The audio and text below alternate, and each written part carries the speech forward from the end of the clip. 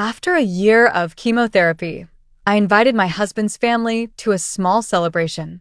No one showed, except his mother, who dropped off a cake that read, "Better luck next time." She smirked. "You got attention. Isn't that what you wanted?" That was the moment I knew I was done playing nice. I took a bite of the cake, took a picture, and posted the caption that made her call me screaming. "My name is Mallory. I'm 38, and I live in Asheville, North Carolina." What I'm about to share isn't something I ever imagined living through, but life has a funny way of showing you who people really are when things fall apart. I was diagnosed with breast cancer a week after my 12th wedding anniversary. I still remember the way my doctor's face changed as she read the scan.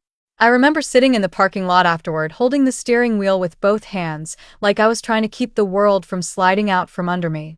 I called my husband, Mark, first. We'd been married since we were 25. I told him I had cancer, and he said, "Are you sure it's not a mistake?" I said no. I had invasive ductal carcinoma. Stage 2. I needed surgery. Then chemo. Then radiation. He didn't come home early that day. He didn't even ask if I wanted him to. But I didn't hold it against him then. Shock does strange things to people.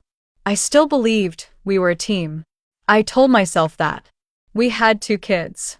Dylan, who was 9, and Layla, who had just turned 7. I didn't tell them right away. I needed time to prepare myself first. Mark and I had some hard talks. Or, at least I tried to have hard talks. But Mark started slipping away almost immediately. He began working late, staying gone on weekends, claiming his job at the hardware distributor was just getting busy. He stopped coming with me to treatments. At first, he had excuses. Sick, meetings, deadlines. Then, he just stopped making excuses altogether. His family, his mother, his sisters Rachel and Jenna, even his cousin who lived nearby, all knew. I told them myself. I was emotional on the phone, but I kept it together. I told them I didn't need them to drop everything. Just maybe check in once in a while. They didn't. Not one text. Not one visit. Not even when I lost my hair, and Layla came into the bathroom crying because she didn't recognize me. I fought. Every round of chemo knocked me on my ass. I was in the hospital twice for infections. I had to cut back my hours at the dentist's office. Eventually, I was let go. Through all this, Mark just drifted. He never got mean. Never yelled. That would have been too easy to call out. He just stopped being there. He slept on the couch half the time. Said he didn't want to wake me. Eventually, I found out he wasn't just sleeping on the couch. He was sleeping with someone else. Her name was Carly. She was 29. She worked at his office. I didn't find out in some dramatic way. I found a receipt for a hotel in his jeans while doing laundry, something he hadn't done in weeks. I Googled the name of the place. I sat there on my bed with my laptop open and my chest tight. I didn't even cry. I just stared at the screen. Then I closed it, walked into the bathroom, threw up, and took a shower.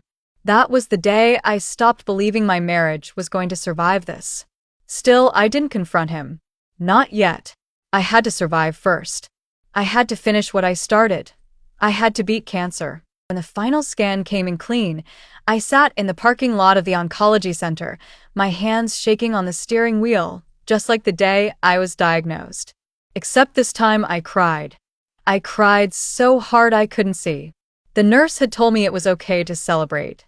"Don't wait for some big party," she said. "Even if it's just a dinner with friends. You survived. Let people show up for you." So I planned something small. Just a Sunday afternoon barbecue. I made ribs and baked mac and cheese. I decorated our small backyard with pink streamers. I cleaned the house top to bottom, even though I was still weak. I bought lemonade and wine. I sent out a group text and emailed Mark's family. And no one showed. No call. No text. Not even "sorry, we can't make it." I sat on the deck alone for 23 minutes. Then her car pulled up. Mark's mom, Marilyn. She didn't get out right away. I thought maybe she was just here to drop off a card. I stood and waved. She got out, holding a bakery box. She didn't say, "Congrats." She didn't say, "I'm proud of you." She didn't even say, "Hello." She handed me the box, turned, and started walking back to her car. I opened the lid. The cake said, "Better luck next time." I looked up at her, stunned. She smirked. I said, "What the hell is this?" She shrugged and said, "You got attention. Isn't that what you wanted?" Then she got in her car and drove away. I stood there, barefoot on the hot concrete, cake box in my hands, and I felt something I hadn't felt in months. Cold. Stone cold. I walked inside, set the cake on the counter, took a bite of the overly sweet chocolate mess, grabbed my phone, took a photo, and posted it to Facebook with one sentence: "When your husband cheats and his family hopes the chemo finishes the job." And that's when the fire started. 10 minutes later, she called me, screaming, "You lying little b***. You take that down. You think you can talk about me like that? I have friends who..." I hung up. Then her daughters started texting. "Mallory, you're being dramatic. You're making the family look bad. You don't know what you're doing." Oh, I knew exactly what I was doing. They had ignored my fight. They had ghosted me during cancer. They had shown me they wanted me gone. And now I was going to make sure everyone saw who they really were. I didn't take the post down. I added to it. Every day for a week, I posted a photo or a story from the past year. The time I was hospitalized with sepsis and called Mark, and he let it go to voicemail. The time I had to ask my neighbor to drive me to treatment because my loving husband had forgotten. The photo of me in a wig at Dylan's school play, alone in the crowd. The email I sent his mother asking for help when I couldn't afford a caregiver for 3 days, and her reply, "Not my place." By day 4, people started commenting. Old friends, co-workers, neighbors. Even people from Marilyn's church. Mark's aunt called me in tears. She said she never knew. She apologized. Others messaged me, offering support, meals, rides. Marilyn and her daughters went quiet. Mark? He still hadn't said a word. So, I made the next post about him. I said, "Some people cheat when their wives get cancer. Others just disappear." Mark did both. That post went viral. Locally, at least. Over 600 shares. People talked. Mark finally confronted me. He said, "You're making me look like a monster." I looked him dead in the eye and said, "You are a monster." That was the night I told him I wanted a divorce. His face crumpled. For a split second, he looked like he wanted to say something, maybe even apologize. But instead, he grabbed his keys and left. And I never saw him sleep in our house again. Mark moved out that night and didn't come back, not even for his things. I found out later he went straight to Carly's place.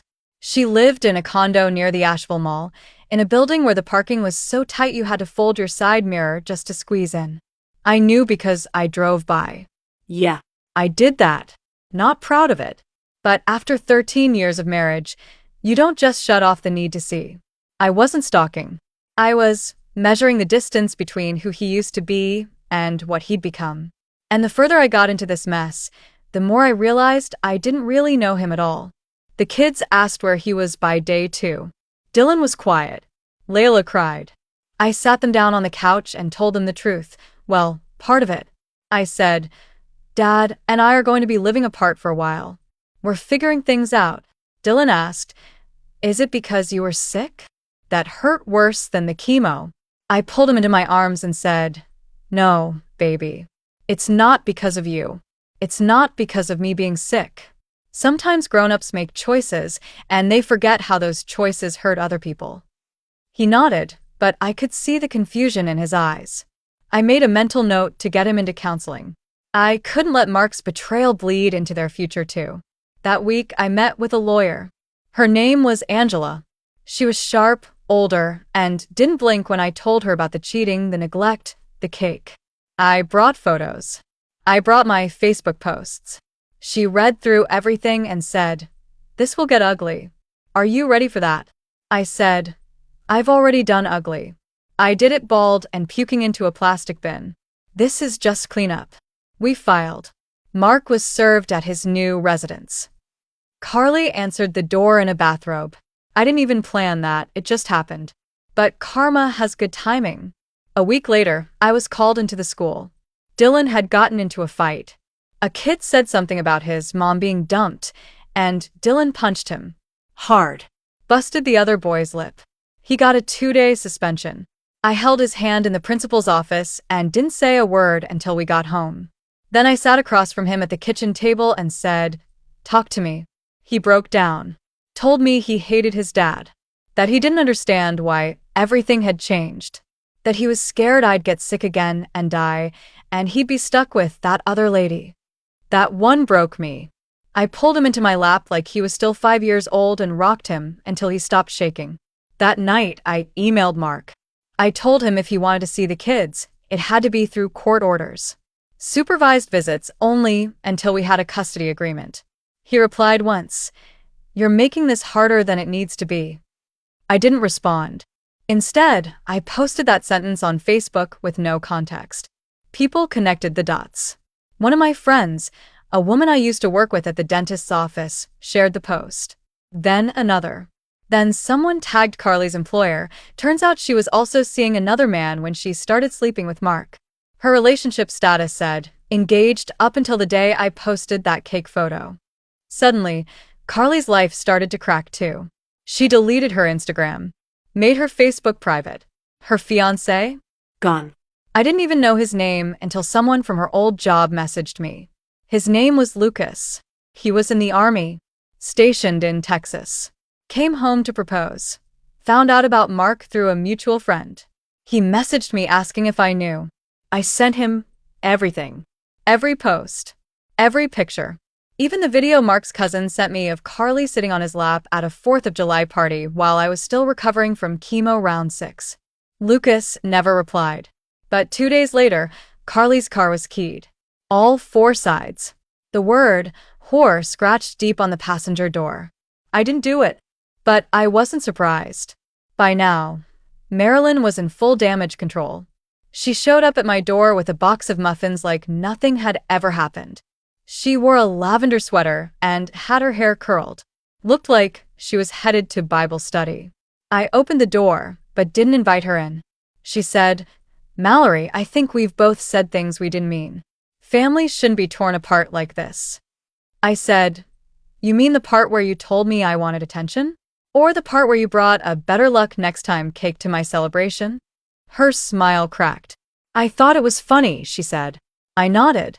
"Then you shouldn't mind that I made it public." She looked around to make sure no neighbors were watching, then lowered her voice. "You're ruining our name." I laughed. Actually laughed. I said, "You ruined your name." I just posted the receipt. I closed the door on her face. But that was the moment I knew they wouldn't stop quietly. Sure enough, the next day, a woman from Child Protective Services showed up at my door. Someone had filed a complaint, anonymous, of course, claiming I was neglecting my children and unstable following chemotherapy. I let her in. I showed her the fully stocked fridge, the kids' clean bedrooms, the schoolwork pinned to the fridge, the bottle of medication I still had to take once a week, and the calendar with every doctor appointment logged. She was kind. Said it was probably a nasty custody tactic. It was. But it didn't work. They closed the case in 2 days. Still, the stress was getting to me. I lost weight. Couldn't sleep. I'd wake up sweating and thinking my hair was falling out again. I started seeing a counselor. Her name was Patrice. She told me I needed to stop responding to them. That every reply, every post, every jab, even the deserved ones, was keeping me tied to them. She said, "If you really want peace, you need to give them silence." So, I stopped posting. Stopped replying. I let the comments come. I let the texts pile up. Mark's sister Jenna wrote a long Facebook rant about toxic women who ruin families. She didn't say my name, but everyone knew. I didn't reply. Marilyn tried to show up at the kids' school. The school called me. I had already put her on the restricted list. Mark tried to file for shared custody. My lawyer buried him in evidence. The judge granted me full custody with supervised visits. The last time I saw him in court, he looked like he hadn't slept in days. Carly wasn't with him. He looked at me like he wanted to say something again. But he didn't. And I didn't care. It took 8 months to finalize the divorce. By the end of it, Mark had no house, no custody, no standing in our community. The judge granted me the house, full legal custody of the kids, and denied him overnight visits for the first 12 months. He was ordered to pay child support and partial alimony for 5 years. He didn't fight it. Not really. He just looked tired. Carly dumped him 2 months before the final court date. I didn't find out from Mark. I found out from her Instagram, which went public again after she rebranded herself as some kind of self-love coach. She posted a caption with a photo of her drinking wine in a bubble bath. Letting go of toxic men isn't easy. But baby, peace is priceless. Toxic men. Plural. Guess Mark wasn't her only mess. Some people don't deserve a clean break. Some people earn every ounce of the pain they drown in. But I didn't post about that. I stayed quiet. Just like Patrice told me. I focused on my kids. Dylan eventually started opening up again. He joined a local youth soccer league and made a friend named Keaton. That boy became like a brother to him. Layla started drawing again. Her first picture was of me. She colored my hair brown again. Said I looked strong. Those were the wins that mattered. Then, 3 months after the divorce was finalized, I got a call. It was from the assistant director of admissions at Asheville Christian Academy. She said someone had submitted an anonymous letter accusing me of being unstable and poisoning my kids against their father. Said I'd ruin the lives of an entire family for attention. The school didn't believe it. The woman said, "We know your children. We know you. But I thought you'd want to know." I asked her if she could forward the letter. She did. It wasn't signed, of course, but I recognized the handwriting. Marilyn. Perfect cursive. She always signed cards that way, like she was trying to prove something. I didn't cry. I didn't scream. I took a deep breath, took a photo of the letter, and this time, I broke my silence. I posted the photo to Facebook. Captioned it, "When they can't win in court, they try to destroy your peace. When they can't control the kids, they try to ruin their future. All because I survived." The post exploded again. But this time, it wasn't just sympathy. It was outrage. A woman I didn't even know, she was a paralegal for a firm in town, messaged me and said she had gone through the same thing with her ex's family. She asked if I'd ever considered filing for a no-contact order. I hadn't, but I did now. With her help, I filed harassment claims against Marilyn and both of Mark's sisters. I included the letter, the school's confirmation, the cake photo, the CPS visit, all of it. My lawyer built a timeline so clean the judge didn't ask a single question. Restraining orders granted. All 3 of them. They couldn't come near me or my kids. That was the last day any of them tried. And Mark? He stayed quiet. He saw the post about the letter. I know he did. He liked it. Didn't comment. Didn't message. Just that pathetic little blue thumbs up. Like that was supposed to mean something. I haven't seen him since. He still sees the kids every other Sunday at a supervised facility near downtown. He shows up, brings snacks, keeps the visit short. Dylan barely talks to him. Layla stopped drawing pictures of him altogether. Sometimes I wonder if he regrets it. Not just the cheating, but the silence. The way he just disappeared when I needed him the most. The truth is, I used to want an apology. A real one. Not just for me, but for the kids, for everything. Now, I just want distance. I don't want to hate him forever. I don't want him to ruin what's left of my peace. But I do want him to remember. Every birthday, he doesn't get to spend with them. Every school event he misses because of court orders. Every time someone mentions my name, and he has to live with what he threw away. That's the real revenge. Not the Facebook posts. Not the court wins. Not even the restraining orders. It's the fact that I got better. That I built something beautiful out of the ashes. That my kids still have a home full of love, safety, and truth. And that he's on the outside now. Watching. Alone.